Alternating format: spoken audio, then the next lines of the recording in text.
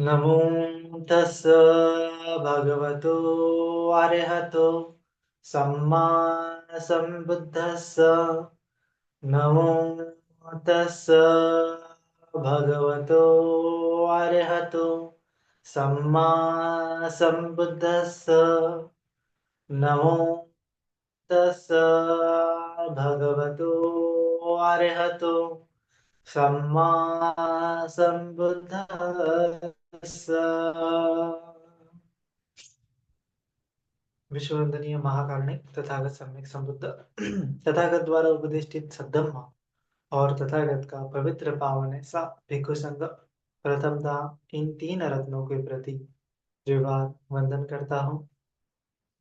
वैसे ही सभी जो लोग हैं जिन्होंने धम्म क्रांति में सहायक हुए हैं उनके प्रति कृतज्ञता व्यक्त करता हूँ तथा मेरे आचार्य उपाध्याय इनके प्रति भी त्रिवार वंदन करता हूँ। उपस्थित सभी जुड़े हुए शील संपन्न श्रद्धावान उपासक उपासिकाएं बालक तथा बालिकाएं सभी के प्रति मंगल मैत्री मंगल कामना करता हूँ। तो आज हम जानने वाले हैं आखंक वर्ग जो होता है अंगुत्तर निकाय में दशक निपात में उसमें कंटक सूत्र है। कंटक सूत्र के बारे में जान रहे हैं। कंटक सूत्र मतलब कि कंटक इसका अर्थ होता है काटा ना काटा।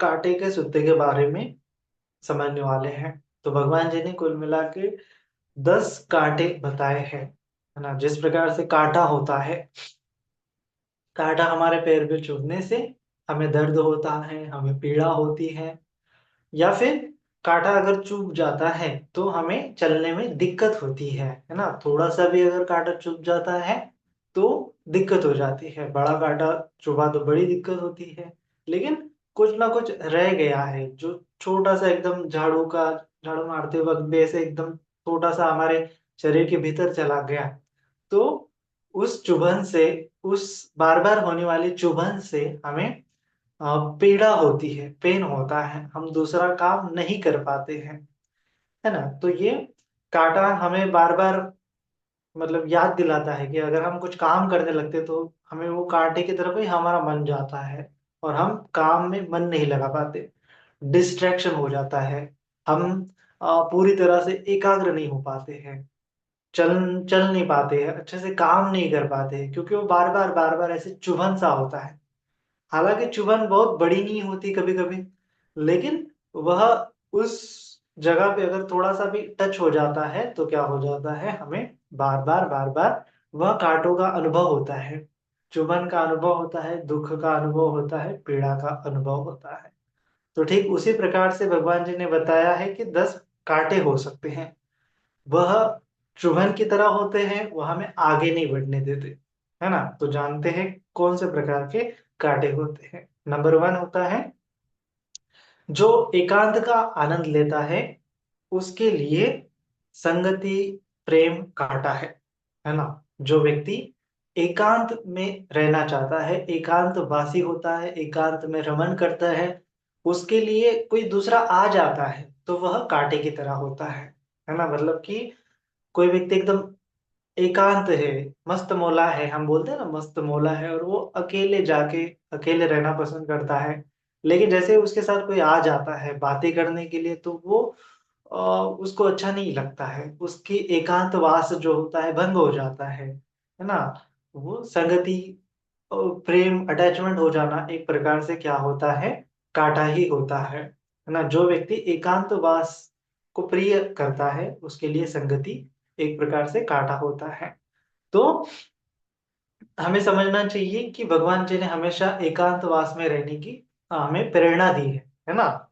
तो भगवान जी ने हमें कहा है कि हमें हमेशा हम अच्छे लोगों के साथ, कल्याण मित्रों के साथ, अच्छे लोगों के साथ संगति करनी चाहिए, है ना। असेवनाच बालानं पंडितानं च सेवना पूजा च पूजनीयानं एतम मंगलम उत्तमम्। कि जो बाल बुद्धि के लोग हैं उनके साथ नहीं रहना चाहिए। असेवनाच बालानं पंडितानं च सेवना, पंडित लोगों के साथ हमें रहना चाहिए, है ना। अगर हमें रास्ते में चलते हुए पंडित लोग नहीं मिले हमसे श्रेष्ठ लोग नहीं मिले जिनके साथ हम रह सकते हैं। एटलीस्ट हमारे बराबर का इंसान होना चाहिए कि जिसके साथ हम रह सके। अगर हमें हमारे बराबर का संगति नहीं मिल रहा है, साथी नहीं मिल रहा है, तो हमें जो बाल बुद्धि लोग हैं, हमसे कम बुद्धि वाले लोगों के साथ नहीं रहना चाहिए, मूर्ख लोगों के साथ नहीं रहना चाहिए, कम शीलवान लोगों के साथ नहीं रहना चाहिए, है ना? ऐसे करेंगे तो क्या हो जाएगा कि हम उनके जैसे बनना चालू हो जाएँगे, है ना? तो साइकोलॉजिस्ट भी बोलते हैं कि आज हम जिन 5 लोगों के साथ होते हैं, हमारे जो 5 मित्र होते हैं, उन कुल कुल मिला के उन 5 मित्रों के जैसा हमारा स्वभाव होता है ना? हम उनके जैसे बनते हैं। अगर अच्छे मित्र हैं, तो अच्छे लोग बन जाएँगे, बुरे मित्र हैं, तो बुरे बन जाएँगे। वो बोलते हैं ना कि बुरी संगत का असर बुरा ही होता है। तो हमारी संगत हमेशा अच्छी होनी चाहिए। और भगवान जी बोलते हैं कि अगर हमें अच्छी संगत नहीं मिलती है, तो गैंडे के सींग के समान, है ना, हमें अकेले ही रहना चाहिए, है ना? सींग हमेशा क्या होता है, हम देखते हैं जानवरों के सींग 2 होते हैं, बैल के सींग 2 होते हैं, भैंस के सींग 2 होते हैं, गाय के सींग 2 होते हैं, ऐसे 2 सींग होते हैं। लेकिन अकेला गैंडा जो होता है उसको एक ही सींग होता है ना? उसके नाक के ऊपर एक ऐसा एक सींग होता है और वो बहुत शक्तिशाली होता है। और वो ऐसे किसी को अगर धौंस देता है, तो वो तहस-नहस कर देता है। तो गैंडे का सींग एक मजबूती का प्रतीक है, एक अकेले का प्रतीक है, दृढ़ता का प्रतीक है, साहस का प्रतीक है और कुछ कर दिखाने का प्रतीक है ना? तो गैंडा एक बलवान प्राणी है ना? तो भगवान जी ने बोला है कि कोई अगर हमारे अच्छे संगति वाला मित्र हमें नहीं मिलता है, तो अकेले रहो। गैंडे के सींग के समान अकेले विहार करो, ऐसा भगवान जी ने हमें कहा है। तो अगर आप एकांतवास के प्रिय हो, एकांतवास में आपको साथी नहीं मिल रहा है, तो हमें बुरे लोगों के साथ संगति नहीं करनी चाहिए। जो बाल बुद्धि के लोग हैं, वह संगति हमारे लिए काँटा बन सकती है। हमें वो आगे बढ़ने के लिए रोक सकती है, हमें वो आगे नहीं बढ़ने देते। बार-बार कंप्लेंट्स लेके आएँगे, बार-बार वो आपको ब्लेम करेंगे, बार-बार वो आपको पीछे खींचेंगे। इस प्रकार से लोग आपको आगे नहीं बढ़ने देंगे, है ना? तो जो लोग आपको आगे नहीं बढ़ने देते, उनके साथ नहीं रहना है। क्योंकि अगर उनके साथ रहोगे तो वो काँटे की तरह आपके मार्ग में बाधा उत्पन्न करते रहेंगे, है ना? आपको आगे बढ़ने में परेशानी करेंगे, निरोध निवारण के रूप में उत्पन्न होंगे।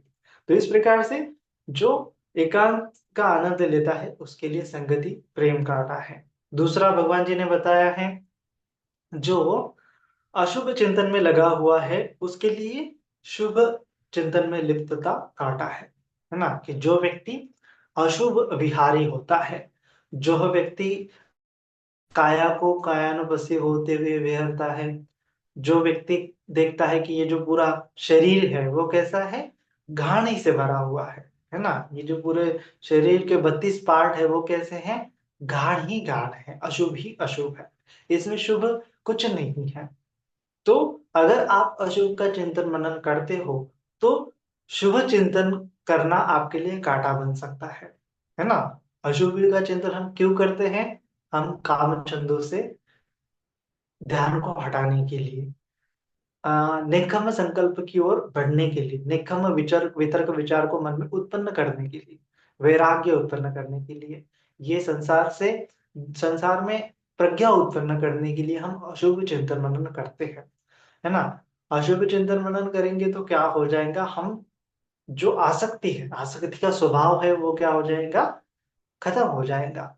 तो अगर आप अशुभ चिंतन मनन कर रहे हो, तो आपके लिए जो शुभ चिंतन मनन एक प्रकार से काँटा ही होगा, जो आपको आगे नहीं बढ़ने देगा। वो आपके मार्ग में बाधा उत्पन्न करेगा, है ना? आप अशुभ करना चाहते हो, तो आपको शुभ चिंतन से पड़ेगा। है ना? नंबर 1 कांटे में जैसा बताया गया था कि अगर आपको एकांतवास प्रिय है, तो आपको संगति को नहीं करना पड़ेगा। आपको मूर्ख लोगों के साथ, बाल बुद्धि के लोगों के साथ, जो ब्रह्मचारी नहीं है, उनके साथ नहीं रहना पड़ेगा। है ना? तो ये कांटे को दूर करना पड़ेगा, तभी आप आगे बढ़ सकते हो, धम्म मार्ग पे आगे बढ़ सकते हो। है ना? तो एकांतवास करना चाहते हो, तो संगति, प्रेम वगैरह इस काँटों से दूर रहो। अगर आप अशुभ चिंतन मनन करना चाहते हो, तो शुभ चिंतन, है ना। अच्छा अच्छा रूप, अच्छा कामचंद के जो विचार है उससे आपको दूर रहना पड़ेगा, है ना। तो ये इसीलिए शुभ चिंतन में लगे हुए व्यक्ति के लिए, अशुभ चिंतन में लगे हुए व्यक्ति के लिए शुभ चिंतन एक कांटे के प्रकार से है। तीसरा कांटा भगवान जी ने बताया कि जो इंद्रियों के द्वारों को सुरक्षित रखता है उसके लिए अनुचित दृश्य को देखना कांटा है। जो इंद्रियों के द्वारों को सुरक्षित, इंद्रियों से गुप्त द्वार होती बोला है भगवान जी ने। जो मेडिटेशन करना चाहते हैं और मेडिटेशन में आगे बढ़ना चाहते हैं, ऐसे व्यक्तियों को बोला है कि इंद्रियों का संवर करना चाहिए, है ना। भगवान जी ने बोला है ना, वो चक्षु न संवरो साधु साधु, सोतेन संवरो, घाणेन संवरो साधु साधु, जिह्वाय संवरो, कायेन संवरो साधु साधु, वाचाय संवरो, मनसा संवरो साधु, मनसा संवरो भिक्खु, सब्बत संवरो भिक्खु, सब्ब दुःख विमुच्यते। तो भगवान जी ने बताया है कि संवर करना है, इंद्रियों का संवर, आंखों का संवर, कानों का संवर, नाक का संवर, ये जिह्वा का संवर, ये काया का संवर, ये मन का संवर, ये संवर करना है। संवर करने का मतलब क्या है कि जो इसके विषय होते हैं, इन विषयों को अनुचित दृश्य बोला है, अनुचित विषयों को नहीं देखना है। अनुचित मतलब कि जो विषय लोभ उत्पन्न करते हैं, आसक्ति उत्पन्न करते हैं, राग उत्पन्न करते हैं, जो विषय द्वेष उत्पन्न करते हैं, घृणा उत्पन्न कराते हैं, है ना। आंखों से अच्छा रूप देखा तो उसमें क्या हो सकते हैं हम, लिप्त हो सकते हैं, है ना। काम संकल्प वहां पे उत्पन्न हो सकता है ना। कानों से अच्छा ध्वनि सुना तो उसमें लिप्त हो सकते हैं, कर्कश ध्वनि सुना तो उसमें क्या हो सकता है, उसमें घृणा उत्पन्न हो सकती है, द्वेष उत्पन्न हो सकता है ना। कड़वा स्वाद रखा तो द्वेष उत्पन्न होता है, गहन गंदी दुर्गंध आया तो द्वेष उत्पन्न हो सकता है, उसी प्रकार से सुगंध आया तो उसमें लोभ उत्पन्न हो सकता है, आसक्ति उत्पन्न हो सकती है। तो इसको बोला है इंद्रियों के द्वारों को सुरक्षित रखना है, तो उसके लिए आपको अनुचित दृश्यों को देखना नहीं चाहिए, है ना। तो वो बोला गया ना कि बुरा मत देखो, बुरा मत सुनो, बुरा मत बोलो। तो ये क्या है, बुरे मतलब कि जो काम वितर्क को बढ़ाते हैं, व्यापार वितर्क को बढ़ाते हैं, विहिंसा वितर्क को बढ़ाते हैं, ऐसे दृश्यों को नहीं देखना, ऐसे विषयों को ग्रहण नहीं करना। अगर आप ग्रहण कर रहे हैं तो उसको हटाना पड़ेगा, है ना। क्योंकि वो आपको मार्ग में बाधा, कांटे की तरह चुभेगी। फिर आपने अगर उन दृश्यों को देखा तो वो आपके ध्यान को भंग कर सकते हैं, आपके मन में काम वितर्क उत्पन्न करा सकते हैं, आपके मन में द्वेष वितर्क उत्पन्न करा सकते हैं, है ना। मोह मूढ़ता उत्पन्न करा सकते हैं। तो इसीलिए इंद्रियों की रक्षा करने वाले व्यक्तियों को ये दृश्यों को नहीं देखना चाहिए।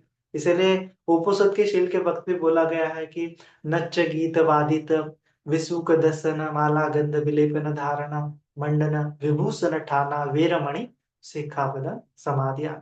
तो जो नाच गाना तमाशे, है ना, जो दृश्य है, नृत्य गीत वादित विसुक दसन, विसुक दस एंटरटेनमेंट की चीजें हैं, उनको देखेंगे तो क्या हो जाएगा, मन में उस प्रकार के वितर्क विचार उत्पन्न होते रहेंगे, है ना। तो आप अगर अच्छे से उपोषित पालन करना चाहते हैं तो उपोषित के दिन वह नहीं देखना चाहिए। माला गंध विलेपन धारण मंडन, जो माला आभूषण है वगैरह, उसका सेवन करेंगे तो मन में उसी का वितर्क चलता रहता है ना। जैसे आपने देखा होगा कि अगर आप कोई रिंग पहनते हो कान में, कुछ नई नेकलेस वगैरह माला पहनते हो, कुछ नई घड़ी ट्राई करते हो, कुछ अंगूठी पहनते हो, तो आप ये आभूषण है, आभूषण का क्या होता है, अगर आपने पहन लिए तो आप, आपके मन में वो सबकॉन्शियसली दूसरों को दिखाने की चेतना उत्पन्न होती है ना। आप दूसरों को दिखाने के लिए ही खुद को ये आभूषणों से ढक रहे हो, है ना, आभूषण इस्तेमाल कर रहे हो।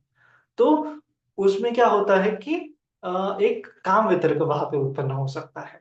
अगर कोई आपसे अच्छा आभूषण पहन लेता है तो कंपैरिजन वहां पे होता है, वहां पे ईर्ष्या उत्पन्न हो सकती है ना। आपने मतलब 1,000 का नेकलेस पहना है, सामने वालों ने 10,000 का पहना है, आपने 1,000 की साड़ी पहनी है, सामने वालों ने 10,000 की साड़ी पहनी है, तो क्या होता है, कंपैरिजन।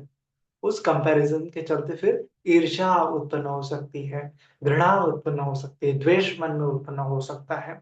इसीलिए बोला गया है कि अनुचित जो दृश्य है, उसको नहीं देखना चाहिए अगर आप इंद्रियों का संवर कर रहे हो तो वह क्या हो गया, अनुचित दृश्य हो गया, जिसके चलते आपके मन में कंपैरिजन चालू हो गया, है ना, मेरे पास ये है नहीं, उसके पास है ना। तो नाना प्रकार के वितरक विचार वहां पे उत्पन्न हो सकते हैं और हमारा ध्यान भंग हो सकता है, हमारा शील उपसशील भी खंडित हो सकता है ना। तो जब आप समझो जॉब में जाते हो, जॉब के प्लेस में जाते हो, तो उस वक्त आप जो आपका अटायर है, जो आपका क्या बोलते हैं उसको, वेशभूषा है, पोशाक है, जो क्या बोलते हैं उसको, ड्रेस कोड है आपके जॉब के यहाँ, तो वो आपको पहनना है, उसको कोई दिक्कत नहीं है उपनिषद के दिन।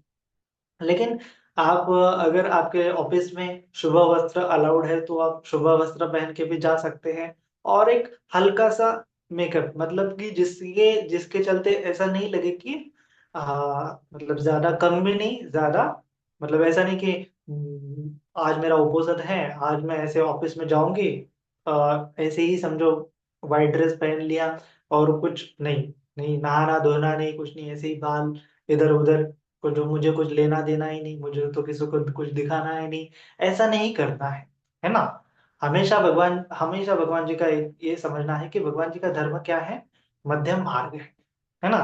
तो आपको हमेशा मध्यम मार्ग से ही डिसीजन लेना पड़ेगा, किसी किसी एक चीज के छोर पे नहीं जाना है ना, पूरी तरह से ऐसे लथपथ लथपथ होते हुए आभूषण पहन के भी नहीं जाना है, और पूरी तरह से ऐसे मानो कि कुछ कुछ अच्छे से साफ सुथरा भी नहीं, ऐसे गंदा गंदा ही ऑफिस जाना, ऐसा भी नहीं है। हाँ मुझे तो वैराग्य आ गया, ऐसे ही मैं रहूंगा, तो ऐसा नहीं है। आपको मध्य मार्ग के अनुसार आपके शरीर को साफ सुथरा रखते हुए एकदम नीट एंड क्लीन बोला गया है। आपके केस है तो केस ऐसे सवर होने चाहिए, है ना, एकदम ऐसे सिस्टमेटिक अरेंज होने चाहिए, उसको कटिंग वगैरह अच्छे से होनी चाहिए, है ना, उसको दिखाने के लिए नहीं, लेकिन हमारे हाइजीन के लिए ही हमें खुद ब खुद अच्छा रखना चाहिए शरीर को, है ना।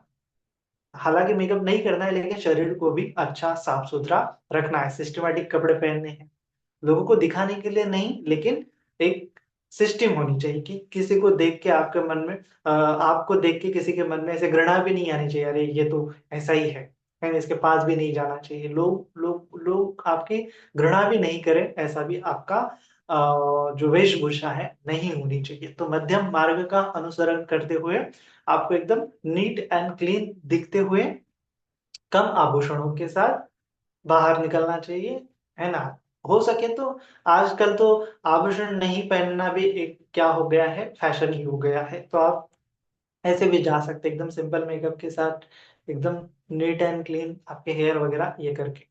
तो इस प्रकार से आपको मध्यम मार्ग से डिसीजन लेना है, और जो आपका कांटों से दूर रहना है ना, कांटों से दूर रहना मतलब कि जो अनुचित दृश्य है उसको नहीं देखना है, अगर आप इंद्रियों की रक्षा करते हो तो।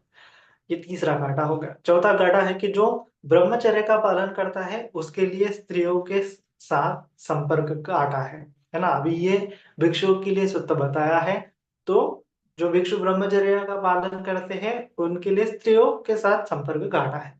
उसी के विपरीत क्या हो सकता है कि जो भिक्षुणियां हैं, जो ब्रह्मचर्य का पालन कर रही है, उसके लिए पुरुषों के साथ संपर्क घाटा है ना। क्योंकि ब्रह्मचर्य का मतलब होता है कि जो अ, हमारा वीर्य है, जो हमारा काम ऊर्जा है, उसको हमें जो करना है, जो मनुष्य के द्वारा श्रेष्ठतम करने लायक चीज है, निर्वाण को पाना है, वह ब्रह्मचर्य के द्वारा फलित होता है। अगर हम हमारी ऊर्जा इधर उधर काम वितरक, व्यापार वितरक, हिंसा वितरक में वेस्टेज कर देंगे, तो उस समय में क्या होगा, हमारा जो करना होता है वह हम कर नहीं पाएंगे, है ना, मतलब कि निर्वाण जो है उसको हम उपलब्ध नहीं हो पाएंगे।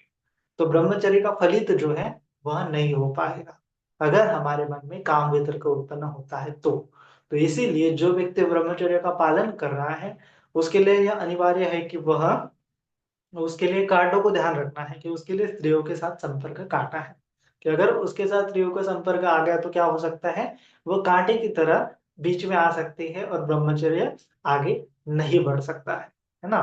तो इस प्रकार से ब्रह्मचर्य करने के लिए स्त्रियों के साथ संपर्क करना काटा है पुरुष के लिए, और स्त्रियों अगर ब्रह्मचर्य का पालन करे तो उसके साथ पुरुषों के साथ संपर्क करना एक कांटे की भांति ही है।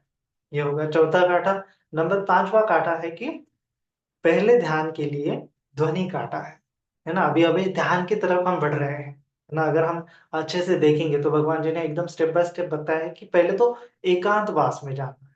पहला नंबर का एकांतवास अगर करोगे तो उसके लिए आपको बाधा क्या होगी कि कोई आपके साथ आएगा, संगी साथी आपको मिलेगा। अगर वो ब्रह्मचारी नहीं है, एकांतवास का प्रेमी नहीं है, तो वह क्या करेगा, आपके ध्यान में, आपके एकांतवास में कांटा उत्पन्न करेगा। तो नंबर वन क्या है कि आपको ध्यान करने के लिए एकांतवास में जाना अनिवार्य है। नंबर टू, भगवान जी ने बताया कि अशुभ चिंतन में लगना चाहिए, ताकि शुभ चिंतन आपके मन में नहीं आए, काम छंद नहीं आए, है ना। क्योंकि ध्यान क्या है, ध्यान बोला है भगवान जी ने, विविच्यव कामे ही विविच्य अकुशले ही दम्मे सवितर्कं सविचारं विवेकजं प्रीति सुखं पठनं ज्ञानं उपसम्पद्य विहरति। विविच्य व कामे ही, काम वितर्क को हटाना है। विविच्य व कामे, विविच्य मतलब दूर करना है, हटाना है। किसको? कामी ही, काम वितर्क को दूर हटाना है। विविच्य व अकुशले ही धम्मे ही, अकुशल धर्मों को हटाना है। काम वितर्क और अकुशल वितर्क को हटाना है। तो इसके लिए ये शुभ चिंतन क्या करता है, सॉरी, काम वितर्क उत्पन्न कराता है, और अशुभ चिंतन क्या कराता है, काम विविचेव कामे ही को डेवलप कर सकता है। काम नेकम वितर्क को उत्पन्न करने के लिए हेल्प कर सकता है। इसीलिए अशुभ चिंतन, पहले तो एकांतवास में जाना है, फिर अशुभ चिंतन करना है ताकि वो विविचेव कामे ही हो जाए, काम वितर्क हट जाए, काम छंद हट जाए। उसके बाद विविच अकुशले ही धम्मे ही, तो अकुशल धर्म में जो इंद्रियों के द्वारा क्या हो सकता है, अगर हम कोई दृश्य देखते हैं, अच्छा लगा, प्रिय लगा, मनाप लगा, तो राग उत्पन्न हो सकता है। अच्छा नहीं लगा, प्रिय नहीं लगा, मनाप नहीं लगा, तो द्वेष उत्पन्न हो सकता है। इसीलिए तीसरा काटा भगवान जी ने बताया कि इंद्रियों की रक्षा करना है, तो उस समय में दृश्यों को, बाहरी दृश्यों को नहीं देखना है। एकदम इंद्रियों से गुप्तद्वारी होती, एकदम हमारा मन जो है चलते हैं तो ज्यादा दूर नहीं देखना, इधर उधर मन को ऐसे भटकने नहीं देना है। इधर उधर देखेंगे तो क्या हो जाएगा, अनेक आलम्बन मन में आ जाएंगे, उसके चलते जो हमारा ध्यान है वो भंग हो जाएगा, है ना। तो इसीलिए ध्यान को आगे और बढ़ाने के लिए भगवान जी ने बताया कि पहला है एकांतवास में जाना है, दूसरा है अशुभ चिंतन करना है, तीसरा है इंद्रियों की रक्षा करनी है, चौथा है भगवान जी ने बताया कि ब्रह्मचर्य का पालन करना है ना। ध्यान को और आगे बढ़ने के लिए ब्रह्मचर्य का पालन करना है। तो ब्रह्मचर्य का पालन करेंगे तो उसमें क्या हो सकता है कि काटा क्या हो सकता है कि किसी अपोजिट जेंडर के प्रति हमारा अट्रैक्शन हो सकता है, तो अपोजिट जेंडर के साथ संपर्क नहीं करना है। उसके बाद भगवान जी ने बताया कि पांचवी चीज उत्पन्न हो सकती है, प्रथम ध्यान, है ना। एकांतवास कर लिया, अशुभ चिंतन कर लिया, इंद्रियों की रक्षा कर ली, ब्रह्मचर्य का पालन कर लिया, तो ध्यान उत्पन्न होना एकदम इजी हो जाता है। तो पांचवा चीज है, भगवान जी ने बोला है प्रथम ध्यान। तो प्रथम ध्यान के लिए क्या काटा है, पांचवा काटा भगवान जी ने बताया है, ध्वनि काटा है। पहले ध्यान के लिए ध्वनि काटा है। पहला ध्यान उत्पन्न हो सकता है, पहले ध्यान उत्पन्न होता है तो उस समय में अगर कोई ध्वनि आता है कान में, तो वह ध्यान को डिस्टर्ब कर सकता है ना। जैसे हम सोए हुए हैं, है ना, नींद लेते हैं ना, सोते हुए हैं, तो सोते हुए तो हमें क्या जागता है, कोई ऐसा लाइट आ गई, कोई ऐसा प्रकाश आ गया तो नहीं जागते हम। जनरली ऐसा होता है कि ध्वनि अगर आता है तो हम उठ जाते हैं, है ना। कोई ऐसे नॉइस हो जाता है, कोई आवाज हो जाती है तो हम उठ जाते हैं। तो प्रथम ध्यान में भी ऐसा ही है कि अगर हम प्रथम ध्यान में जा रहे हैं, उस समय में कोई आवाज आती है तो वो प्रथम ध्यान को हमें आगे नहीं बढ़ने देती। तो इसीलिए बोला है कि एकांतवास में जाके ध्यान करना चाहिए। इसीलिए बोला है कि शून्यागार में जाते हुए ध्यान करना चाहिए, ताकि वह प्रथम ध्यान में जो बाधा है वह नहीं उत्पन्न हो जाए। अगर ध्वनि नहीं रहेगा तो प्रथम ध्यान अच्छे से हम डेवलप कर पाएंगे, कल्टीवेट कर पाएंगे, उसकी भावना कर पाएंगे, है ना। तो इसीलिए पठन ध्यान के लिए काटा क्या है, ध्वनि है, यह ध्यान में रखना है। फिर तो ध्वनि के कांटे को दूर कर लिया तो क्या हो सकता है, हमें द्वितीय ध्यान उत्पन्न हो सकता है। तो भगवान जी ने छठा काटा बताया, 6 नंबर का काटा है कि दूसरे ध्यान के लिए प्रारंभिक और निरंतर विचार काटे हैं। प्रारंभिक और निरंतर विचार काटे, है ना। द्वितीय ध्यान में क्या होता है, प्रथम ध्यान में वितर्क विचार चलता है, लेकिन ध्यान का मतलब क्या होता है, वितर्क विचार प्रीति सुख एकाग्रता, ये 5 अंग जब उत्पन्न होते हैं इसको बोलते हैं ध्यान के अंग, ध्यानांग। तो ये ध्यानांग उत्पन्न हुए इसका मतलब ध्यान उत्पन्न हुआ, पठन ध्यान। 5 चीजें हैं तो पठन ध्यान हुआ। द्वितीय ध्यान में क्या होता है, वित वितर्क विचारानंद पहाना, है ना। वितर्क विचार का क्या हो सकता है, उपसमा। वितर्क विचारानंद उपसमा अजත්තं संपसाधना चेतसो एकदी भाव,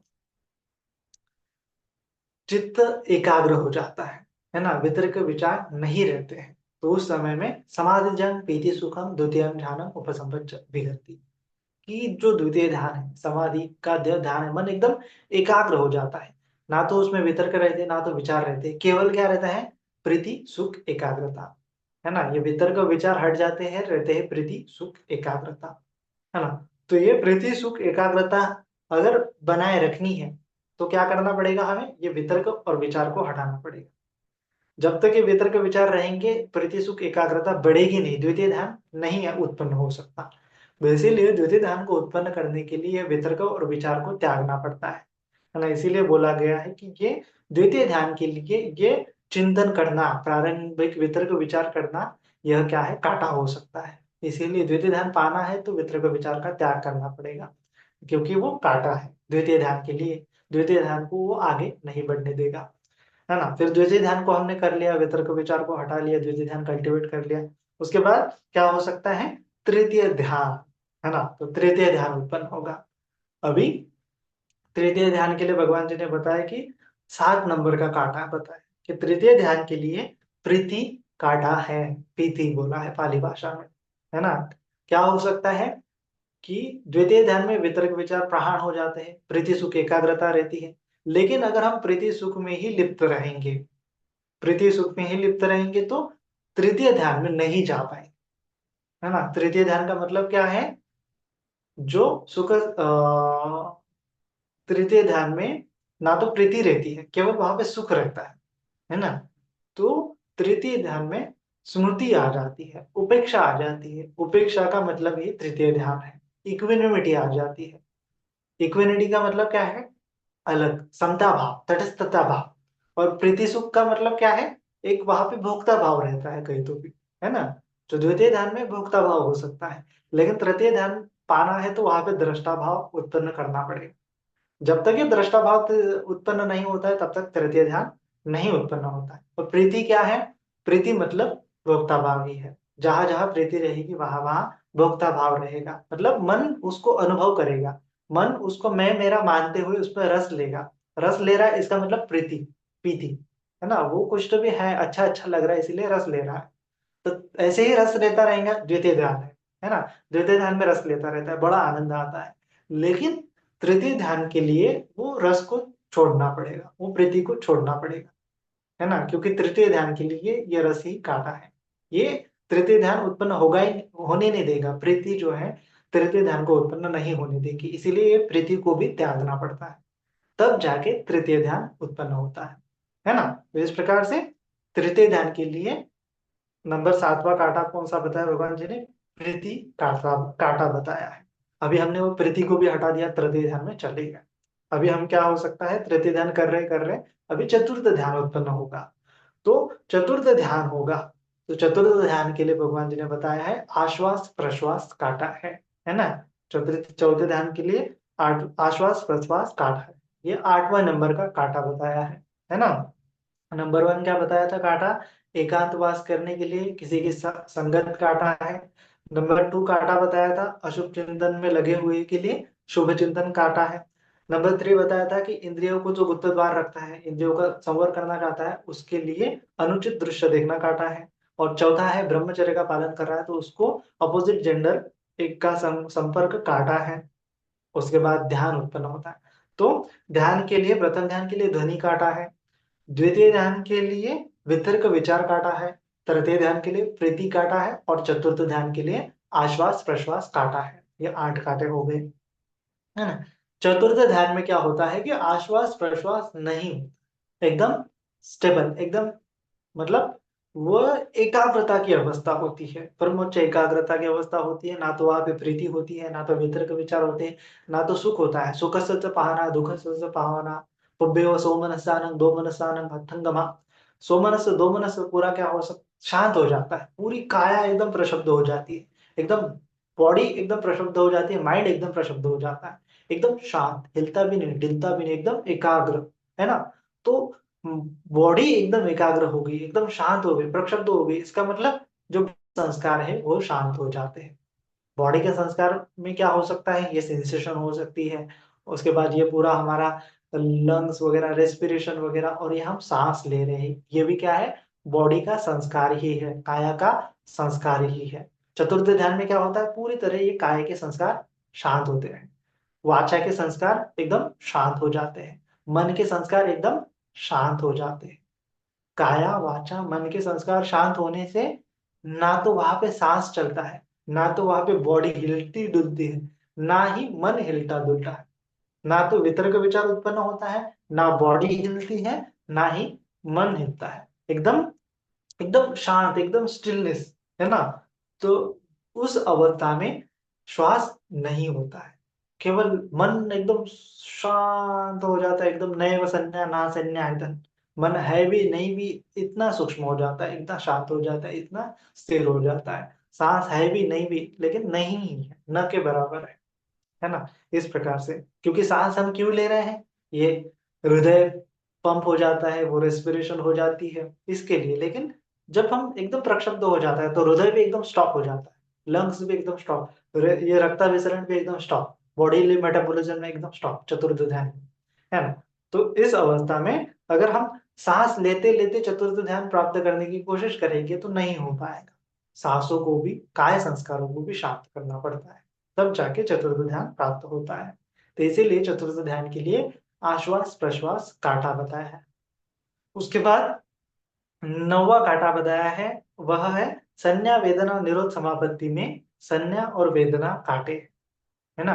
अगर निरोध समापत्ति में जाना है तो जो वेदना है उसको तो प्रक्षुब्ध करना ही पड़ेगा, है ना। और उसके बाद जो संज्ञा है उसको भी प्रक्षुब्ध करना पड़ेगा, उसका भी त्याग करना पड़ेगा, है ना। जो नेव संज्ञा ना संज्ञा आयतन है, आठवां आठवां ध्यान है, चतुर्थ ध्यान को ही, मतलब चतुर्थ ध्यान के ही, ये जो पांचवा ध्यान, छठा ध्यान, सातवां ध्यान, आठवां ध्यान है, ये चतुर्थ ध्यान की ही अवस्थाएं हैं अलग अलग, है ना। आकाश आयतन, विज्ञान आयतन, अकिंचन आयतन, नैव संज्ञा ना संज्ञा आयतन। तो मतलब केवल वहां पे संज्ञा रहती है, केवल मन रहता है, बॉडी तो मेटाबॉलिज्म पूरे शांत हो जाते हैं, काय संस्कार वची संस्कार शांत रहते हैं, केवल मन के संस्कार चालू रहते हैं। मन हाँ घूम रहा है, विज्ञान अनंत आयतन, आकाश अनंत आयतन, अकिंचन आयतन, कुछ नहीं ऐसा, अरूप ध्यान बोलते हैं उसको। अरूप ध्यान में सबसे पीक पे होता है वो नैव संज्ञा ना संज्ञा आयतन, एकदम स्टिलनेस, कुछ नहीं, वो कुछ नहीं को केवल वो संज्ञा जानती है कि कुछ नहीं है, तो वहां पे वो जो जानती है वो संज्ञा होती है। अगर वो संज्ञा रहेगी तो निरोध समापत्ति नहीं हो पाती, क्योंकि निरोध समापत्ति का अर्थ ही है वेदना संज्ञा निरोध, वेदना और संज्ञा का निरोध। जो अरहंत अवस्था प्राप्त होती है वो निरोध समापत्ति के बाद ही प्राप्त होती है, निरोध समापत्ति के पहले कोई भी अरहंत नहीं बन पाता है। तो वो जो जब तक वो संज्ञा का त्याग नहीं करता, वो जो नेव संज्ञा ना संज्ञा आयतन उसका त्याग नहीं करता, वो संज्ञा कोलैप्स होनी चाहिए। वो मन के संस्कार का सबसे छोटा, इतना छोटा एकदम सूक्ष्म रूप से संस्कार होता है संज्ञा का, वो कोलैप्स हो जाना चाहिए, और तब जाके पूरी तरह शून्य का बोध होता है। काया शून्य, वचा शून्य, मन शून्य, निरोध समापत्ति, पूरी तरह से एकदम शांत। ऐसा उस अवस्था में वह व्यक्ति मरा हुआ होता है, मरे हुए के समान ही होता है। लेकिन फिर जब उसके ध्यान के अकॉर्डिंग, उसके वशीता के अकॉर्डिंग वह या तो 7 दिन में फिर से उसका मन एक्टिवेट हो जाता है, वाचा एक्टिवेट हो जाती है, बॉडीली मेटाबॉलिज्म एक्टिवेट हो जाते हैं, या फिर जैसा उसका वशीता है, चाहे 1 घंटे में हो सकता है, चाहे 7 दिन में, चाहे 7 घंटे में, चाहे 7 मिनट में, चाहे 1 मिनट में, ऐसा जैसा उसका वशीता है उसके अकॉर्डिंग वह निरोध समापत्ति से बाहर आता है। और पूरा उसका फिर से सांस चलने लगते हैं, फिर से वितर्क विचार चलने लगता है, फिर से मन चलने लगता है। उसके बाद उसको रियलाइजेशन होता है कि मैंने जो प्राप्त किया था वह निरोध समापत्ति था। उसको एहसास होता है कि अभी हाँ मैं अनंत हो गया हूँ, पूरी तरह से वेदना संज्ञा निरोध कर चुका हूँ, मैंने पूरी तरह से अवयव का अंत कर दिया, अहंकार मान बंधन को तोड़ दिया, अविद्या के बंधन को तोड़ दिया, है ना। तो उसको रियलाइजेशन हो जाता है निर्वाण का पूरी तरह, उस अवस्था को बोला है अनंत अवस्था। लेकिन उस अवस्था तक पहुंचने के लिए, निरोध समापत्ति के लिए, अगर वेदना और संज्ञा रहेगी, ऑब्जर्वर रहेगा, ऑब्जर्वर रहेगा तब तक निरोध समापत्ति नहीं रहेगी। ऑब्जर्वर निरोध समापत्ति के लिए काटा है, क्योंकि वो ऑब्जर्वर भी अनित्य है, ऐसा देखना। तो इस प्रकार से 9वां काटा हो गया। और 10वां काटा बताया है, राग द्वेष और मोह काटे हैं, है ना। तो 10वां काटा मतलब राग द्वेष मोह इन तीनों को मिला के काटे हो गए। तो ये 10 कुल मिला के काटे हैं। भगवान जी ने कहा भिक्षुओं कांटों से रहित होकर विहार करो, कांटों से रहित होकर विहार करो, भिक्षुओं आसक्ति से मुक्त होकर। एक कॉल आ गया था। हाँ, तो 10 काटे हैं, राग द्वेष मोह ये काटा है। तो भगवान जी ने बोला है कि भिक्षुओं कांटों से रहित होकर विहार करो, आसक्ति से रहित होकर विहार करो। भिक्षुओं कांटों और आसक्ति दोनों से रहित होकर विहार करो। भिक्षुओं अनंत बिना कांटे के होते हैं, भिक्षुओं अनंत बिना आसक्ति के होते हैं, भिक्षुओं अनंत बिना काटे और बिना आसक्ति के होते हैं। यह इस प्रकार से यह सूत्र हमें दर्शाता है कि आध्यात्मिक प्रगति करना चाहते हैं हम, अनंत अवस्था तक जाना चाहते हैं, तो किस प्रकार से बाधाएं उत्पन्न हो सकती है, तो उन बाधाओं का कैसे हमें निराकरण करना चाहिए, यह भी हमें पता होना चाहिए। जब हमें बाधा पता होती है, तब हम उन बाधाओं से दूर दूर ही रहेंगे, है ना। जिसके चलते हम अच्छे से गतिमान होते हुए धम्म में आगे आके बढ़ सकते हैं। इसीलिए बोला जाता है कि बार बार धम्म श्रवण करो, ताकि क्या करना है क्या नहीं करना है वह हमें पता चले। क्योंकि क्या नहीं करना है वो भी पता होना चाहिए, ताकि हम अच्छे से जो करना है उसको अच्छे से कर पाए, है ना, उसमें कुशलता से कर पाए। इसीलिए जो अंगण है, जो कांटे हैं, जो मन के मैल है, वो राग द्वेष मोह है, उनका स्वभाव क्या है, वो कब कब उत्पन्न होते हैं, कैसे उत्पन्न होते हैं, इनके बारे में जानकारी लेना अनिवार्य है। जब आप अच्छे साधक है, तो आपके लिए यह बहुत अनिवार्य है कि आप जानें कि ध्यान में कौन सी बाधाएं होती है, कैसे उसको हटाना है ना, कैसे हम ध्यान को डेवलप कर सकते हैं, कल्टीवेट कर सकते हैं। इस प्रकार से तो आपको ये सीखना पड़ेगा, ताकि आप अच्छे से कुशलता पूर्वक ध्यान को कर पाए, ध्यान में वशीता कर पाए, है ना। क्योंकि भगवान जी ने बताया कि आपको भावित करना पड़ेगा। ऐसे नहीं कि एक बार कर लिया, एक बार आपको अनुभव आ गया और हो गया, ऐसा नहीं होता। आपको ये चीजें जो है बार बार करनी पड़ती है। इसको बोलते हैं भाविताय बहुलीकताय, इस अर्थ में, है ना, कि वो भावना है, कल्टीवेट करना पड़ता है। जिस प्रकार से जो कोई किसान है, किसान जो है खेत में बीज बोता है, तो बीज बो देने के बाद ऐसा नहीं कि हो गया अभी, हाँ मैंने बीज बोया है, अभी 3 महीने 4 महीने के बाद फसल आ जाएगी, मेरा काम हो गया, ऐसा नहीं होता। बीज बोने के बाद उसको संवर करना पड़ता है, कोई तृण ना आ जाए, है ना, उसको बार बार पानी देना पड़ता है, बार बार खाद डालना पड़ता है, बार बार उसकी केयर करनी पड़ती है, तब जाके वो धान का खेत फलित होता है। उसी प्रकार से निर्वाण को पाने के लिए बार बार कुशल धर्म करने पड़ते हैं, अकुशल धर्मों को हटाना पड़ता है। बार बार धम्म श्रवण करते हुए क्या करना है क्या नहीं करना है, प्रज्ञा जागृत करनी पड़ती है, वीर्य लगाना पड़ता है, स्मृतिमान होना पड़ता है, मन को एकाग्र करना पड़ता है, तब जाके निर्वाण के सुख का हमें आस्वाद मिल सकता है। अन्यथा हमने एक बार कर लिया और दूसरी बार नहीं किया, तो जैसे कि तैसे हो सकते हैं। और भगवान जी ने बताया कि कुशल कर्म जो है तेजी से करने चाहिए, बार बार करनी चाहिए, लगातार करनी चाहिए, क्योंकि पुण्य कर्म में बाधा नहीं उत्पन्न करनी चाहिए। बाधा उत्पन्न हो सकती, मतलब गैप उत्पन्न अगर होता है, तो उस समय में अकुशल जो है अपने फल देना चालू कर सकता है। इसीलिए निरंतर पुण्य कर्म करते रहो, ऐसा भगवान जी का हमें आदेश है, उपदेश है ना।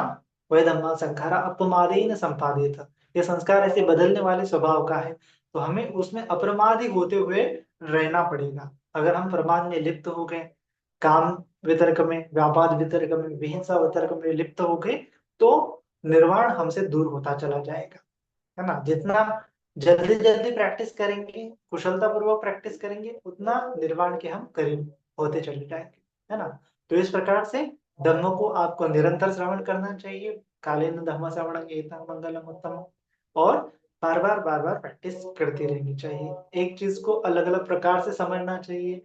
धर्म का चिंतन-मनन करना चाहिए कि हाँ, मेरे अंदर क्या कमियाँ हैं, मैं किस काँटों से उलझ रहा हूँ, मेरे अंदर क्या विकार हैं। ये जो प्रवचन बताया जा रहा है, मैं इसको कैसे अप्लाई कर सकता हूँ, कैसे डे टू डे लाइफ में ये बाधाएँ हैं, एक तो भी बाधा दूर करने का प्रयास कर सकता हूँ, एक तो भी धम्म कुशल धर्म मेरे अंदर डेवलप करने का मैं प्रयास कर सकता हूँ। इस प्रकार से डेली आपको थोड़ा-थोड़ा जितना सुना, शायद 10 काँटों का आपको नहीं सुनना समझ में आएगा, लेकिन एक काँटा क्या है, एक काँटों को कैसे हटा जाए, इतना ही लेते हुए उसका अभ्यास जारी करना है, उसका अभ्यास चालू कर देना है ना? भगवान जी ने बोला है ना कि "यो च अप्पम सुत्वानं धम्मं कायेन स्पश्यति" कि थोड़ा भी सुन लिया आपने, थोड़ा भी आपको समझ लिया आपने, तो उसको काया पे अमल करना चालू कर दो।